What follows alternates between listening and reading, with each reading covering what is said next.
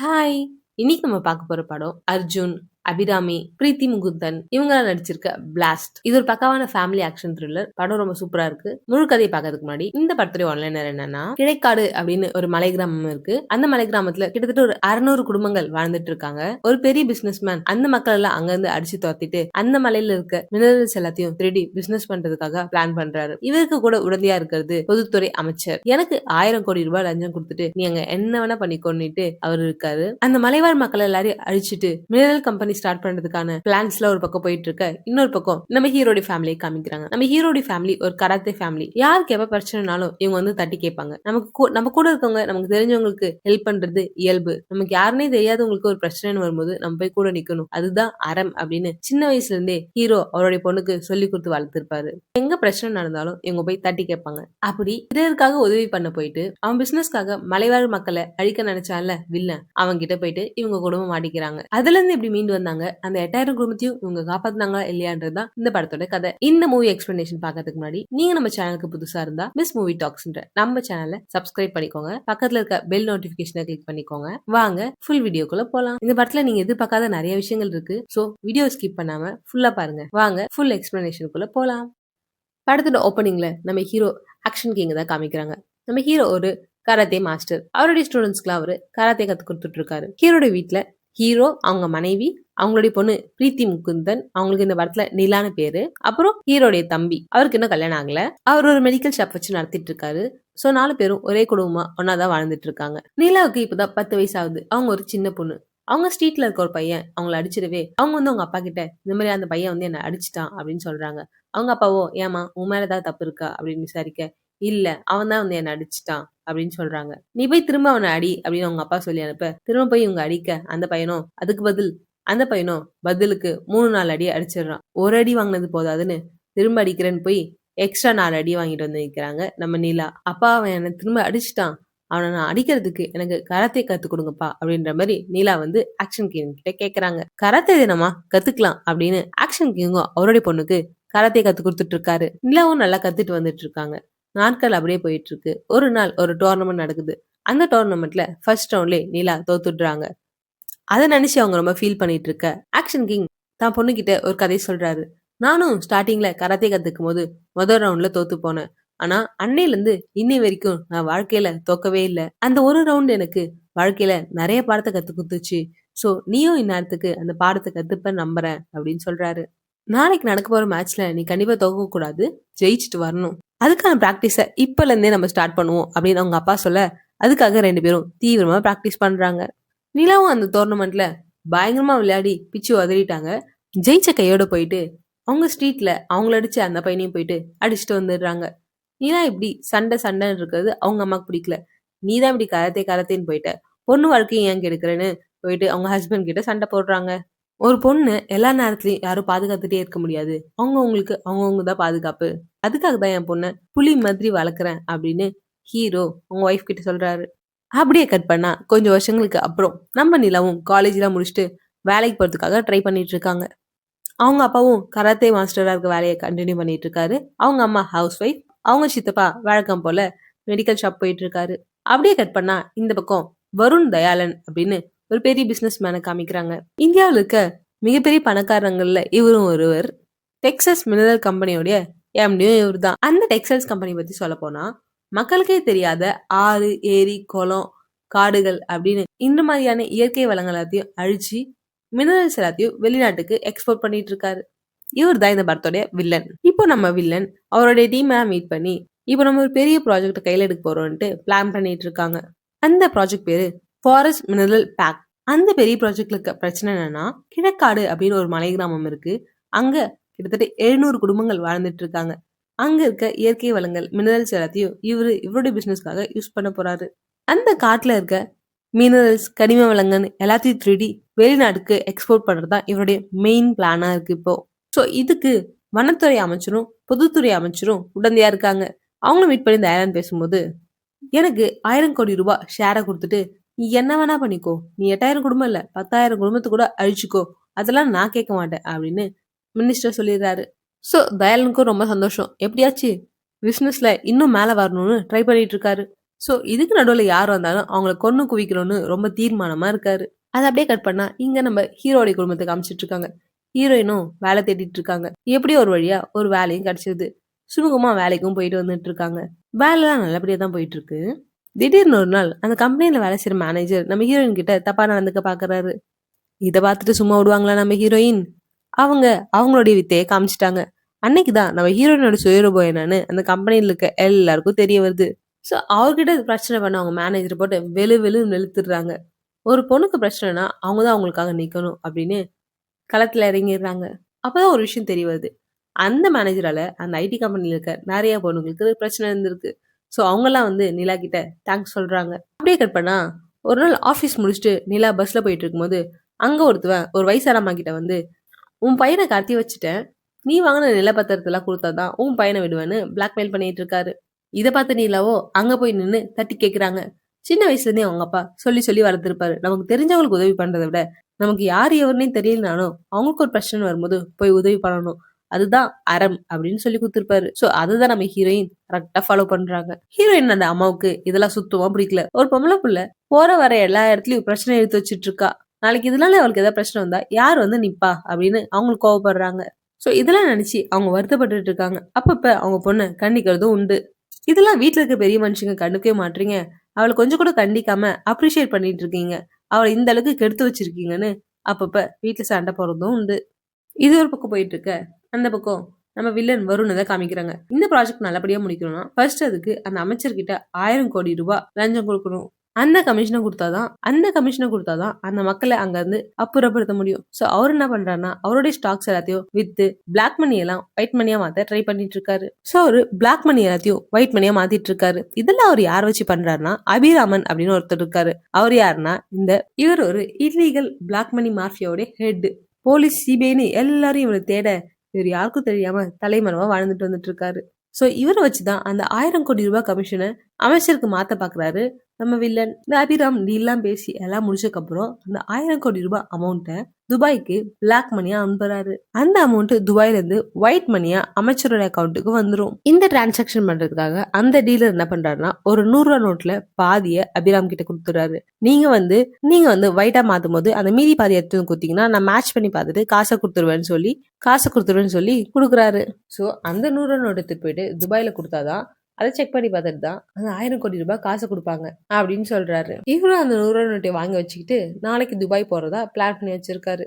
இப்பதான் ஒரு பிரச்சனை வருது. அது என்னன்னா சோசியல் மீடியாவை சேர்ந்த கார்த்திகேயன் அப்படின்னு ஒரு ஆளு நம்ம வில்லனை பத்தினோட பிளான் டீல்னு எல்லா டீட்டெயில்ஸையும் கலெக்ட் பண்ணிட்டு இருக்காரு. அந்த டீட்டெயில்ஸ் எல்லாம் பிரஸ் மீடியான்னு கொடுத்து எப்படியாச்சும் லாக் பண்ணிடணும்னு ட்ரை பண்ணிட்டு இருக்காரு. இதெல்லாம் தெரிஞ்சுக்கிட்ட வருண் இந்த கார்த்திகேயனை இதுக்கு மேல நம்ம உயிரோட விட்டா நம்ம பிசினஸ் நம்ம பிளான் எல்லாத்தையும் மொத்தமா இழுத்து மூடிடுவான். சோ அவனை கொலை பண்றதுக்கு லோக்கல்லே ஒரு ஆள் வைக்கிறாரு. அது வேற யாரும் இல்ல, நம்ம பவன் கிருஷ்ணா. இந்த பட்ல அவன் கிருபாகரோட ஆளுங்களாம் வந்து நம்ம கார்த்திகேயனோட ஃபேமிலிய போட்டு தள்ளிடுறாங்க. இந்த நியூஸ் ரொம்ப பரபரப்பா வைரலா போயிட்டு இருக்கு. ஒரு மீடியா சேர்ந்த ஆளையும் அவருடைய குடும்பத்தையும் திடீர்னு ஒருத்தவங்க வந்து கொலை பண்ண என்ன காரணம், அது பின்னாடி யார் இருப்பா அப்படின்னு ரொம்ப சென்சேஷனல் ஆயிருது. அந்த பக்கம் நம்ம ஹீரோடைய குடும்பம் அவங்க உண்டு அவங்க வேலை உண்டுன்ட்டு அமைதியான ஒரு வாழ்க்கை வாழ்ந்துட்டு இருக்காங்க. இந்த பக்கம் வில்லனும் எப்படியாச்சும் அந்த கிராம மக்கள் எல்லாரையும் அழிச்சிட்டு மினரல்ஸ் எக்ஸ்போர்ட் பண்ணணும்னு ட்ரை பண்ணிட்டு இருக்காரு. சோ இதுக்கு இடையில இவங்க 2 பேரும் எப்படி கனெக்ட் ஆகுறாங்கன்னு பாத்தீங்கன்னா டோபி அப்படின்னு ஒரு ரவுடி பையன் இருக்கான். இந்த டோபின்ற பையன் இப்பதான்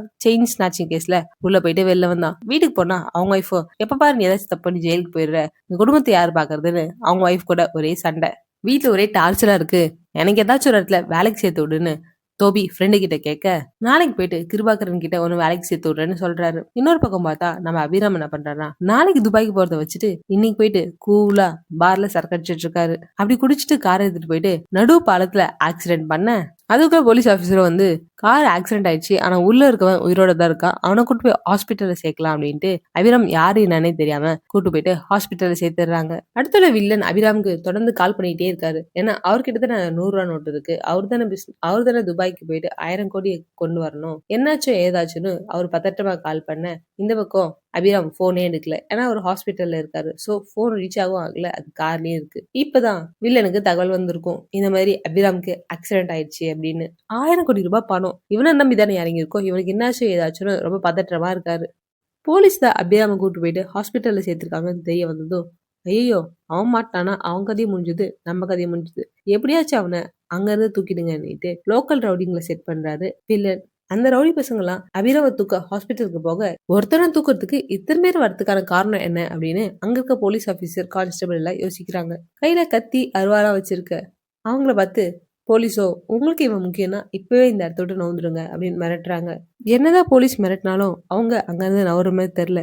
ஒரு கட்டத்துல போலீஸ் என்ன பண்ணிடுறாருன்னா அபிராமுடைய காலில் ஷூட் பண்ணிடுறாரு. அவர் தான் அன்கான்சியஸா இருக்காருல்ல, அவருடைய காலில் ஷூட் பண்ணிடுறாரு. அதுக்கப்புறம் அங்கிருந்து ரவுடிங்கெல்லாம் கிளம்பிடுறாங்க. இவன் கண்முழிச்சா எனக்கு கால் பண்ணு, இவன் யாரு என்ன டீட்டெயில நான் சைபர் கிரைம்ல போய் விசாரிக்கிறேன் அப்படின்னு சொல்லிட்டு இன்ஸ்பெக்டரும் அங்கிருந்து கிளம்புறாரு. ஸோ கட் பண்ணா அடுத்த நாள் காமிக்கிறாங்க. இங்க ஒரு பயங்கரமான திருப்பம். ஹாஸ்பிட்டல்ல இருந்த போலீஸ் எல்லாரையும் அடிச்சு போட்டு அபிராம் எஸ்கேப் ஆயிடுறாரு. இவ்வளவு பெரிய அடிச்சு போட்டு போயிருக்கானா, அவன் யாரு அப்படின்னு அவனை பத்தி தேட ஆரம்பிக்கிறாங்க நம்ம போலீஸ். அப்போதான் நம்ம இன்ஸ்பெக்டருக்கு ஒரு கால் வருது. இவன் ஒரு பெரிய கிரிமினல். கிட்டத்தட்ட 6 வருஷத்துக்கு முன்னாடி இவனை பிடிக்க ட்ரை பண்ணப்ப 30 போலீஸ் ஆபீசர் இறந்து போயிடுறாங்க. சோ 30 போலீஸ் ஆபீசர் சாவுக்கு காரணம் இவன் தான். அதுக்கப்புறம் எல்லா போலீஸ் ஆபீசர்ஸும் இவனை பார்த்து நடுங்க ஆரம்பிச்சிட்டாங்க. அதுக்கப்புறம் சில வருஷங்களுக்கு அப்புறம் இப்ப மீண்டும் வெளியில வந்திருக்கான்.